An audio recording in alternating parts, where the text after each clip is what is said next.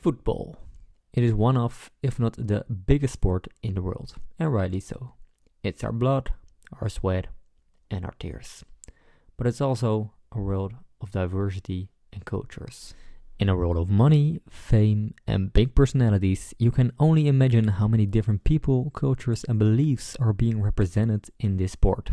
From passionate fans to hardworking players, football is for everyone.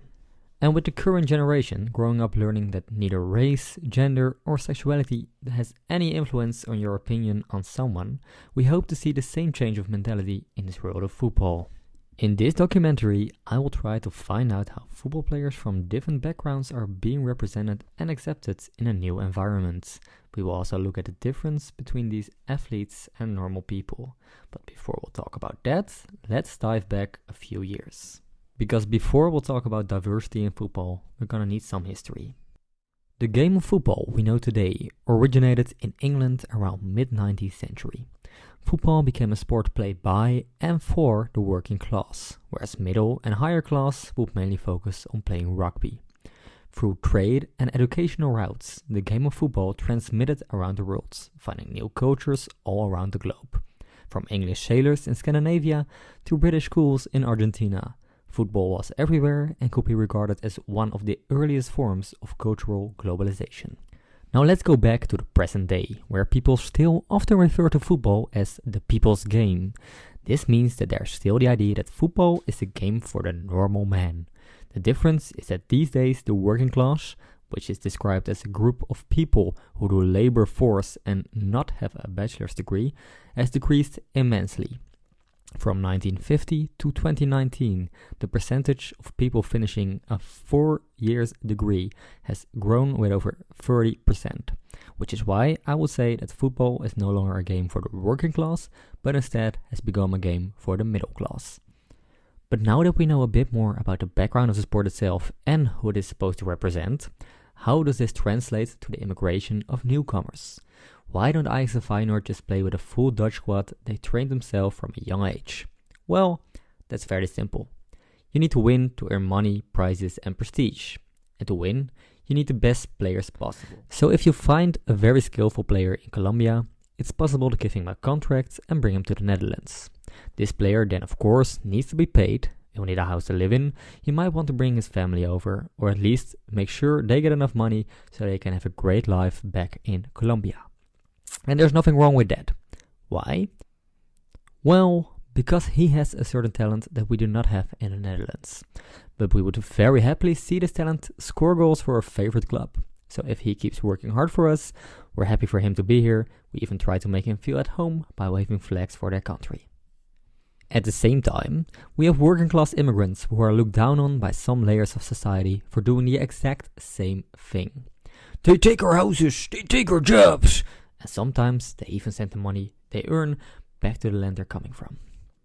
The only difference being that one person is a skillful football player and the other one is a hardworking man or woman trying to make a living. But why is there a difference? Why don't we mind it when foreign football players give interviews in their own language, while we expect other immigrants to learn the Dutch language and take classes? Why is it that when Hakim Ziyech, who has a Moroccan mother and a Dutch father, was seen as a Moroccan football player until he had the opportunity to choose for the Netherlands as a country to represent? And why was he seen as a traitor when he chose for Morocco? Why is it that when Andre Onana helped Ajax to a Champions League semi-final, as well as multiple Dutch league titles, was once seen as a beloved part of the club by many Ajax supporters, but when he chose not to renew his ending contract at the club, he was immediately seen as a traitor and, I quote, snake.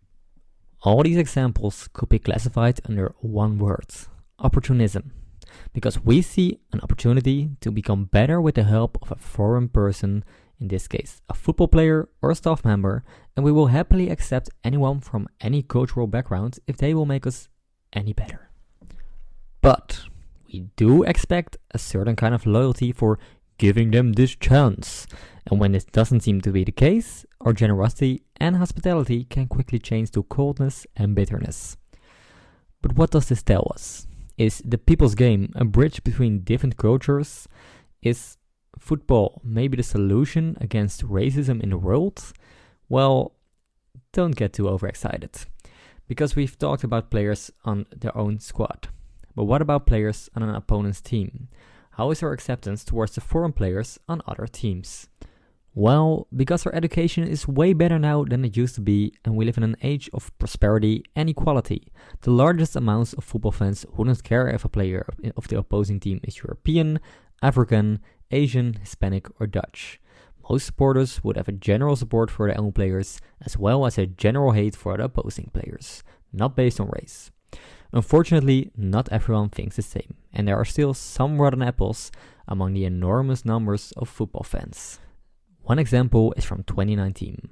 Ahmed Mendes Morera, a player from Excelsior, got a lot of hatred thrown at him during a game.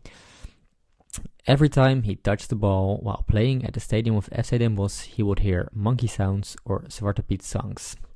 The referee in this instance handled the situation very well by protecting the player and stopping the match. He then told the teams that if it would happen again, he would cancel the game, handing Excelsior the win. A great way to make racism and discrimination disappear from the stands in this instance. But which supporters are still doing these old-fashioned actions of hatred against people just doing their jobs? Unfortunately, these are in most cases the most passionate fans in the stadium, also known as the hooligans. Diehard fans, which stereotypically look a bit like this. White men who most likely try to hide some of their appearance because they are most of the time up to no good. If chants of hatred or racist shouts come from fans to players, it will most definitely come from the hooligans. So where we see that most of football fans have progressed in their view of different cultures in the sport, there's still a long way to go for a certain group as well.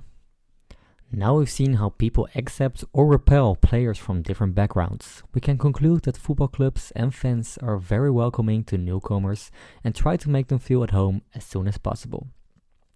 But we must also conclude that this isn't always out of the good of our hearts. The opportunities they can give us will always be the main factor why we open our arms to newcomers.